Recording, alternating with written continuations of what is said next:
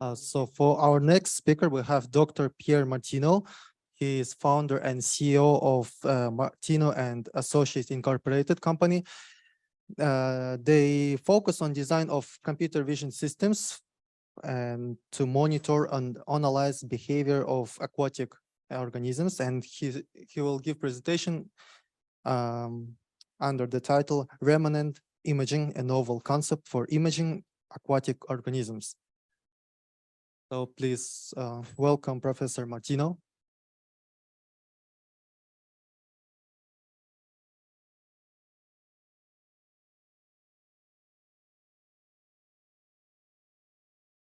Thank you. Good afternoon, everyone. I'm very honored and grateful. Oh, sorry. So good afternoon. I'm very honored and grateful to have been invited to talk to this conference. Let me spend 2 minutes to give you a little bit of background about myself and my company. I have always been fascinated by animal behavior. In college, I majored in math and physics, then in computer science. And then I did my PhD in computational ethology, which is really using computers and computer vision to understand complex animal behavior. My company is based in California, in Menlo Park, next to Stanford University. And it designs imaging and computer vision of a new type to analyze complex animal behavior. Our current customers are primary basic research institutions.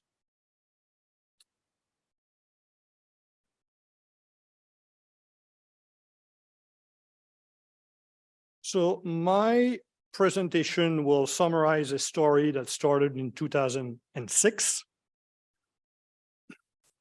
I will first discuss the concept of remanent imaging, which is the foundational technology. Then I will talk about Zebrafish and how we use the remanent imaging technology to analyze the behavior of zebrafish. And finally, I will close with a vision of how we could apply our technology to coral reef monitoring and underwater monitoring. The motivation for remanent imaging is rethinking motion analysis in order to improve computer vision. So let's take a look at how motion analysis is done in current systems.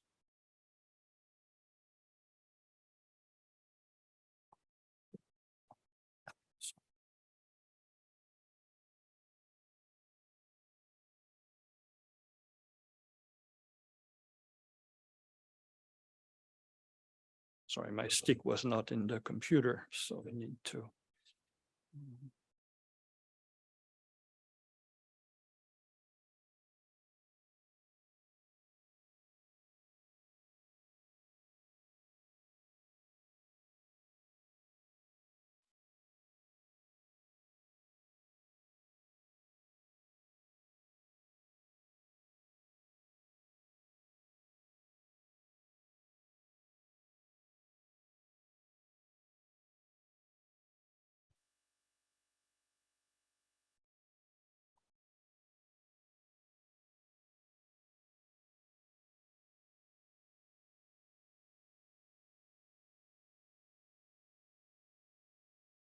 Okay, so imagine you want to build a robot that juggles.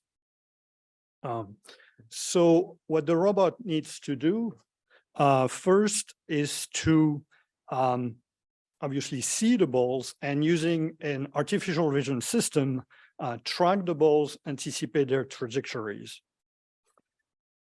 This is currently done with video technology.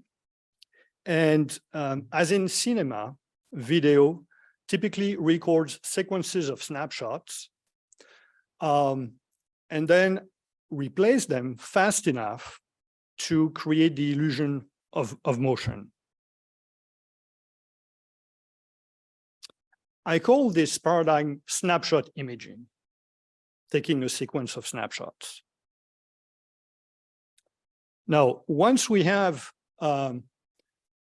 this video recorded, what the robot needs to do is apply the standard steps in processing motion, which is first to segment the scene, meaning to recognize the moving objects. Where are the balls? Then the problem is once the balls have been seen from one frame to the other, have a correspondence so that they can be tracked individually. And then from these, trajectories are built and motion parameters are calculated for various purposes. Note that this processing needs to be done on every single frame. So as a result, computations that result from integration of analysis, there is a systematic error buildup. In addition, this type of processing is intrinsically fragile. Occlusions, if there is an object between the camera and the balls, if there is motion blur, if there is background noise, low frame rate, the processing will suffer and sometime will fail altogether. In addition, the more balls there are, the more processing in a manner that is combinatorial.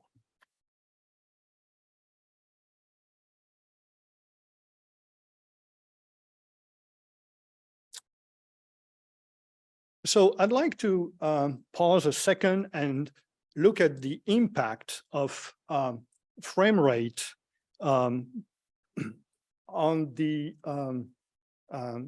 capacity of the system to do tracking. And we're going to take a look at a single dot that moves in front of the camera. So if the dot, if the dot moves linearly, estimating the trajectory or anticipating the trajectory is obvious. But if the dot moves along a trajectory like this with a motion that is random, then things get very much different. And even if we multiply the frame rate here by a factor of 4.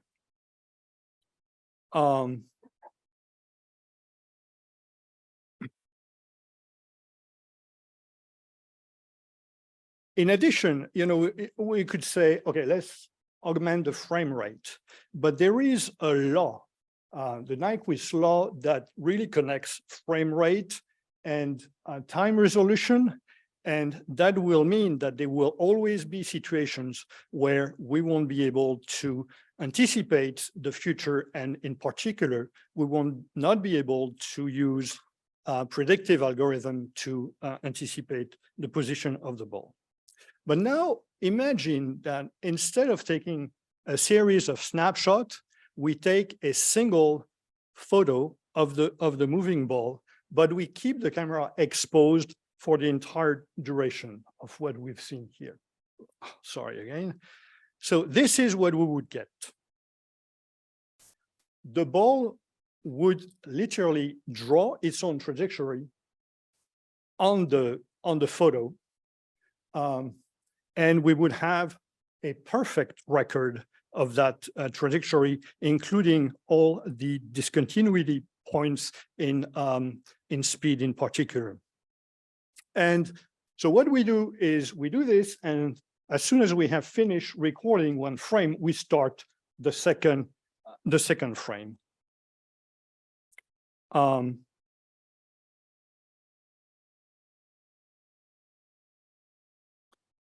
This idea of starting the next frame immediately after, and basically recording the blur or the motion of the ball is what we call remanent imaging, and it's what I'm going to be talking from now on. And we're going to look at how we could apply this to our juggling robot. And we're going to see two sequences of images of the balls, one to the left that was recorded with snapshot imaging, and to the right recorded with remanent imaging. And as we can see to the left, not surprising, all the balls are sharp. On the right, on the contrary, the balls are blurry because we are interested in capturing this motion blur. And what we're going to do is we're going to overlay, we're going to stack these images to continue our analysis. And this is what we obtain. If you look at the sequence in the middle, you see that each ball draws a little bit of its trajectory. And if we overlay all these images, we call that stacking. I'm going to use this term in the next rest of the presentation. We have trajectories that are drawn by continuity. And so we can extract them geometrically by continuity. And what's also interesting is that the motion can be extracted from a single image without understanding the content of the image.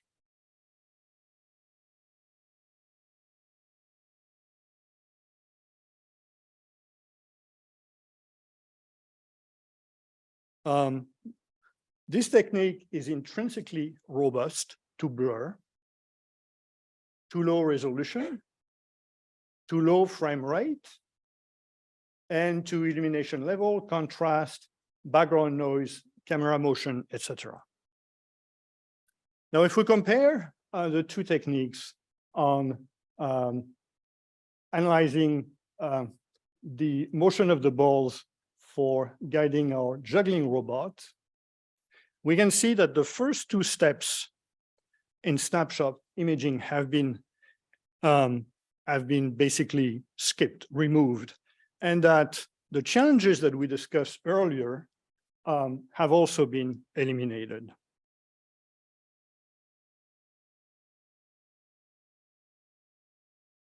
So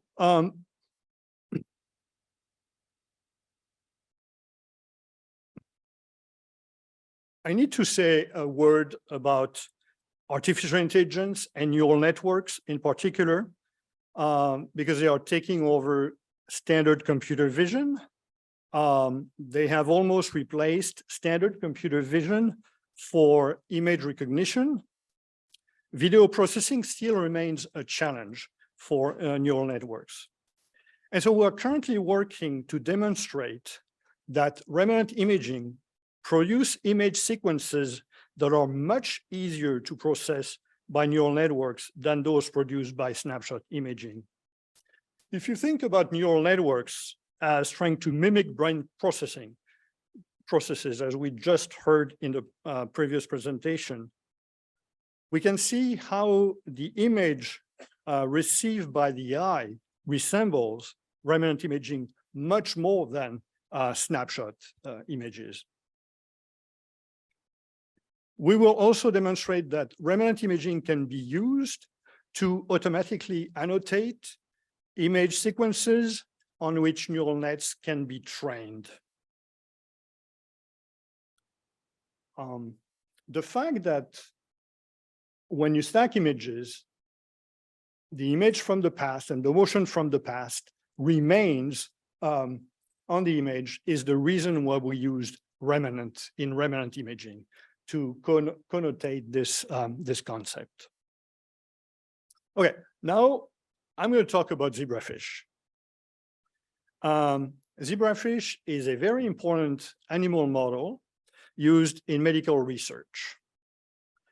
Think about the rats and mice that we use to study animal disease, discover drug, and assess the efficacy of drugs. Because fish are vertebrates, humans actually share a great many genes with them. In fact, a non-biologist might not be able to distinguish the image of a human embryo from that of a fish embryo. If you want to know, the human is on the left here.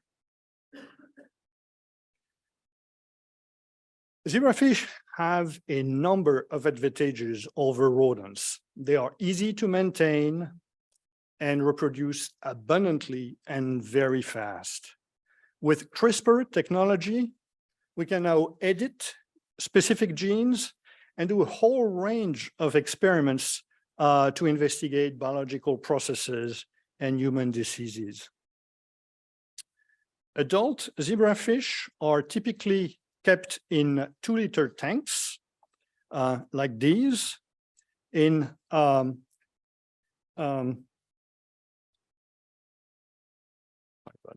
losing my flow here.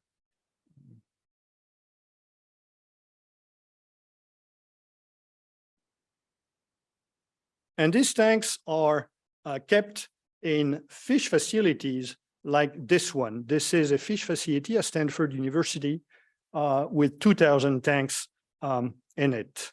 Zebrafish are so important and they are used so widespread today that we estimate that there is over 1 million tanks in the world today. So I mentioned that zebrafish reproduce fast and abundantly. Imagine you put a male and a female in the same tank tonight. Tomorrow morning, you will have about 100 eggs. And 4 days later, you will have a clutch of 100 free-swimming larvae. And these larvae will remain fully transparent for a couple of weeks. And fully transparent means that you can see all the organisms, you can see the beating heart on a live animal. You can think about doing things like optogenetics on living larvae without any surgery. Optogenetics is a technology that tries to understand the function of certain neural networks by making those neurons photosensitive, and then using a laser, you can selectively excite them and see what happens. This is done with rodents, but with rodents, you need to do surgery to insert the optical fiber in such a way that it targets the right neurons. Not so with an animal that is fully transparent. Now, fully transparent means that they are very hard to see when in water illuminated from below. But when a scientist wants to start doing work with zebrafish, typically what they do is they want to understand the behavior. Why? Because as soon as they are free swimming, those fish exhibit a whole range of very stereotypical behaviors that can be analyzed to understand whether that particular lineage is interesting or reacts in the way that was expected. So the scientists obviously want to use computer vision to do that.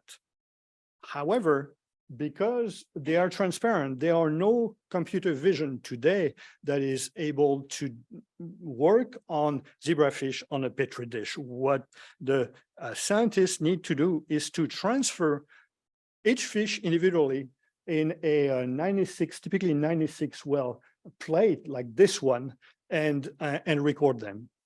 Normally, you don't get to see very much by the camera still, but you can see how the fish, and those fish are highly social, are really constrained in the range of behaviors that they can express.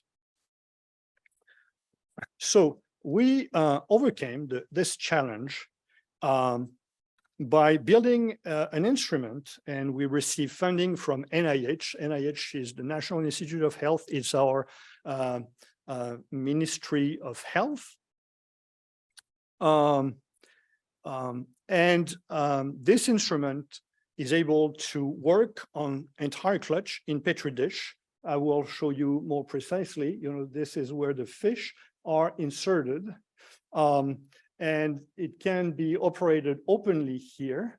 It uses an infrared laser that is split through this series of beam splitters, mirrors, and then is reflected up. And then, so let me show you what happens.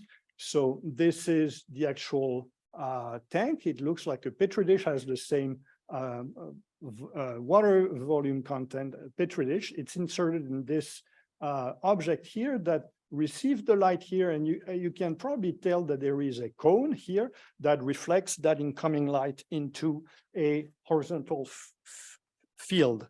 As a result, and I will show you images in a minute, the fish diffuse and reflect light and are very much easier to see. They are, as I may have mentioned, illuminated with infrared light, and the cameras that are recording each tank here is equipped with a narrowband filter, narrowband filter to only see the IR light that's reflected, so that you can operate the system, without any constraint.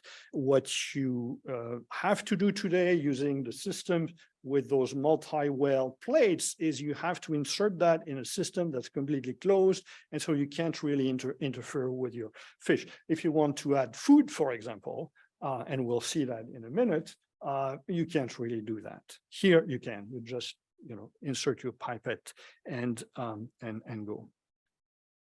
So here is an image recorded by the system. I'm going to show you a 20-second recording. This is the first image there are 12 fish. This is a single fish here, and because it has moved during the duration of the images I will show you are 266 milliseconds in length. The recording is 3.75 frames per second, very low frame rate. And what we're going to do is we're going to stack them as we take them, and so you're going to see fish drawing their trajectories frame by frame. And 20 seconds means at the frame rate I mentioned 75 images, and here you see the stack of 75 images. Now, I mentioned stereotypical behavior. There is one behavior that is extremely important when analyzing fish behavior. It's called the C start, C like the letter C. When you're very small fish, your main challenge is starting to move because the water is very viscous. So how you do that? Well, fish have found a way to do that. They bend their body shape of a C, then they snap it as if they were an elastic band, and from that they gain the initial momentum and speed they need to start swimming. And these events last between 5 and 20 milliseconds. They are very, very difficult to record with snapshot imaging unless you use 1000 frames per second. But here you may notice that they have been, all of them have been recorded, absolutely all of them. Not only that, but the sinusoidal motion, I think it's easier to see on the screen over there. All the fast episode of motion along, sinusoidal motions that a standard system would miss have been recorded here. What's also very interesting is that instances of full immobility have also been recorded. Full immobility is an undecidable problem if you use snapshot imaging, because you are never certain that between two frames, there hasn't been an opportunity for the fish to move a little bit. Whereas here, there are 3 fish that remained fully immobile. Here is one here. And because we don't see any blur, we can be certain that the fish hasn't moved at all during the 20-second image. So these are 75 images. Compare that to 20 seconds at 1000 frames per second, 20,000 frames. So we have 3 orders of magnitude less data, and we have much more dynamic information that we could ever dream with snapshot imaging. So imagine using that to record a very slow growing environment, like we heard, with coral reef, for example, over a very long period of times. For example, to detect events that may, maybe they are moving a little bit during, like plants do when they grow, maybe they are moving a little bit, maybe there are some events that are interfering with the coral reef. This technology would capture all this. Another wonderful capability of the system is that thanks to dark field illumination, there is natural magnification. Objects that are theoretically too small to be recorded, for example, much less than a pixel in size, will be seen as long as they reflect a little bit of light. And I'm going to show you the introduction of, oops, I forgot to say something. Sorry, I'm going to go back for just a second before we leave this, sequence of images.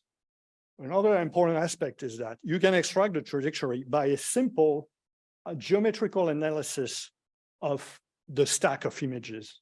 As I said earlier, motion can be extracted from a single image or stack of images. Think about that as a 20-second long exposed single image.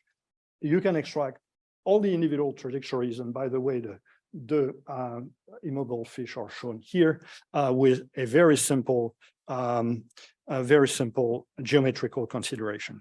So talked about, so here what we're going to see is Paramecia being introduced in the tank. And again, they're probably easier to see on this screen over there. Larvae are fed Paramecia because they are they cannot eat anything bigger than that. But Paramecia are typically way less than 1 millimeter in length. So usually you can't really see them because they are transparent, they are in water. Here with this technique, you see them very well, so well that you can actually count them. You can track them if you want to see their trajectories. For example, you'll see that they're very photosensitive, so they will be attracted by the center of the tank.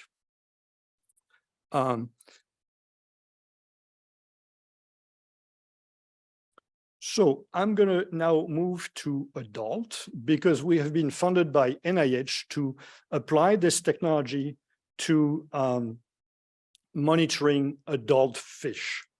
So this is, again, the fish facility at Stanford University. 2,000 tanks.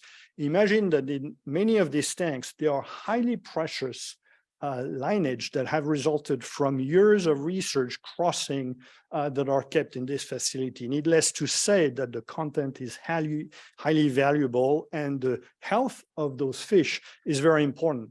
However, today, the way that health is being monitored is by weekly chemical analysis of the water that recirculates in all these tanks. There is a centralized water circulation system that provides the water and treats it on the egress. And the other technique used are sentinel populations, a tank with a certain number of fish that act only as sentinel, and these are sacrificed every month to 3 months for detection of pathogens. So it's a very poor manner of securing, enforcing the health of the system.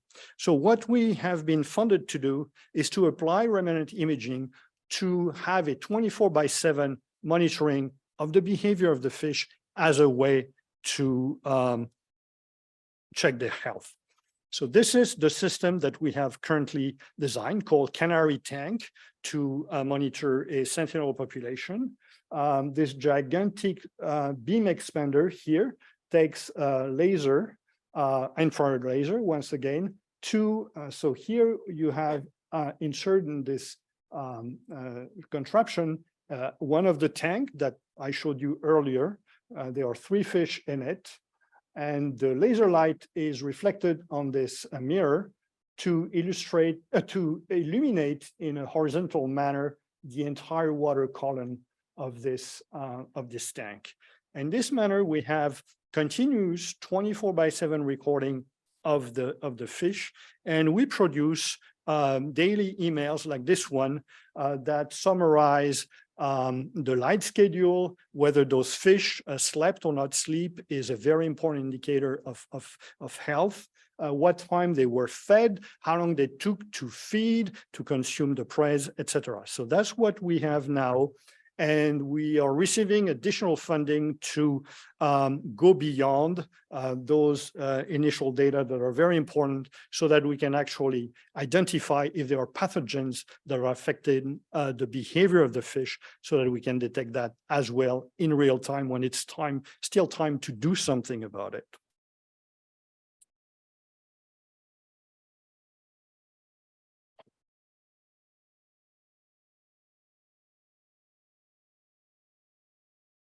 So I'd like to wrap up with a vision about what this technology could be applied for.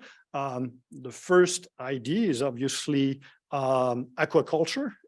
Using the technology I just showed you to, for example, monitor a fish facility such as the one that Dr. Abadi discussed this morning.